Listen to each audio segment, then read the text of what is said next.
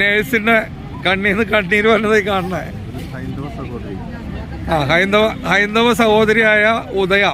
വീട് എവിടെയാ? വളയഞ്ചിറങ്ങര. നോക്ക്, അപ്പൊ അത്രമാത്രം അലിവ് പൊതുസമൂഹത്തിലുണ്ടെങ്കിലും മാനേജ്മെന്റിന്റെ ഭാഗത്തുനിന്ന് ഒരു അലിവ് കാണാത്തതുകൊണ്ടാണ് എല്ലാവരും ഒരു എന്താ പറയാ, നമ്മളെല്ലാം ത്രിശങ്കൂലായിട്ട് നിൽക്കുന്നത്. ഞാനൊരു ഹിന്ദുവാണ്. ഞാൻ ഫസ്റ്റ് ടൈമാണ് ഇങ്ങനെ ലൈവായിട്ടൊക്കെ കാണുന്നത്. പക്ഷെ ഇതൊക്കെ നടന്ന സംഭവമാണല്ലോ, നമ്മളെല്ലാം അങ്ങനെയാണല്ലോ വിശ്വസിക്കുന്നത്. യേശുക്രിസ്തു 2000 വർഷങ്ങൾക്ക് മുമ്പ് ഇങ്ങനെയാണ് അദ്ദേഹം സ്വർഗത്തിലേക്ക് പോയതെന്നൊക്കെ പറയുന്നു. ഞാൻ ചോദിക്കുന്നത്, ഇത്രയും യാതനകൾ അനുഭവിച്ച ഒരു ക്രിസ്തുവിന്റെ പിൻഗാമികളല്ല ഇവരൊക്കെ? അദ്ദേഹം അനുഭവിക്കുകയും അദ്ദേഹം ചെയ്തതിന്റെ 1% പോലും ചെയ്യാൻ അദ്ദേഹത്തിന്റെ പിൻഗാമികളെന്ന് അവകാശപ്പെടുന്ന ആൾക്കാർക്ക് പറ്റുന്നില്ലല്ലോ എന്ന് ഓർത്തിട്ട് വിഷമം വരികയാണ്. ഞാനൊരു ഹിന്ദുവാണ്. എനിക്കിവിടെ വന്നിട്ടാണ് ഈസ്റ്റർ അല്ലെങ്കിൽ ദുഃഖവെള്ളി, ദുഃഖശനി, പെസഹവ്യാഴം ഇതെന്താന്നൊക്കെ എനിക്ക് മനസ്സിലായത് ഞാൻ ഇവിടെ വന്നിട്ടാ.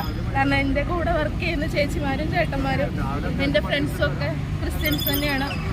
പക്ഷെ അവരുടെ വീട്ടിൽ അവരുടെ ഓരോ കുടുംബത്തോടൊപ്പം ഇരുന്ന് അവർ ആഘോഷിക്കേണ്ട ഈ പെസഹവ്യാഴം ആയിക്കോട്ടെ, ദുഃഖവെള്ളി ആയിക്കോട്ടെ, അവരൊക്കെ ഇവിടെ ഇരുന്ന് ഈ ഹോസ്പിറ്റലിന്റെ ഇവിടെ ഇരുന്ന് എങ്ങനെ ഇവർക്കത് ചെയ്യാൻ പറ്റുന്നത് കണ്ടോണ്ട് എങ്ങനെ മറ്റുള്ളവർ ഇരിക്കുന്നു എന്നാണ് എനിക്ക് മനസ്സിലാവാത്തത്. ഞാൻ ഒരാളെയും അധിക്ഷേപിച്ച് സംസാരിക്കുന്നതല്ല. നിങ്ങൾക്ക് സഭകളുണ്ടാവും, സഭകളുടെ ആൾക്കാരുണ്ടാവും. ഇത് എന്താണെന്ന് ഏതാണെന്ന് എനിക്ക് അറിയില്ല. പക്ഷെ കുറച്ചെങ്കിലും മനുഷ്യത്വം ഉണ്ടെങ്കിൽ, യേശുക്രിസ്തുവിനെ പോലെ ആവാനൊന്നും ഞാൻ പറയുന്നില്ല, പക്ഷെ യേശുവിന്റെ എന്തെങ്കിലുമൊക്കെ ഒരു ഗുണം നിങ്ങൾക്കൊക്കെ കിട്ടട്ടെ എന്ന് ഞാൻ ദൈവത്തോട് പ്രാർത്ഥിക്കുകയാണ്. ഇതൊക്കെ കണ്ടിട്ടെങ്കിലും എത്രയോ ക്രിസ്ത്യൻ സഹോദരിമാരെ ഇന്ന് അവരുടെ വീടും വീട്ടുകാരെയും വെടിഞ്ഞ് ആ പെരുവഴിയിൽ നിന്ന് അവരുടെയായ ആ ഒരു കർമ്മത്തിൽ പങ്കെടുത്തേ കണ്ടപ്പോൾ വിഷമം തോന്നി. ശരിക്കും ഇത് നെഞ്ചിൽ തൊട്ട് കരയുന്നതാണ്. ഞാൻ ഇതിനു മുൻപ് ഇങ്ങനെയുള്ള ഒരു കാര്യത്തിലും പങ്കെടുത്തിട്ടില്ല.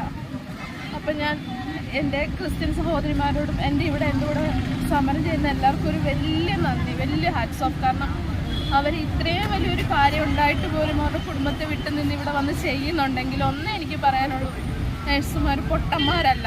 ഞങ്ങളെ പൊട്ടന്മാരാക്കാൻ ശ്രമിക്കരുത്. Thank you.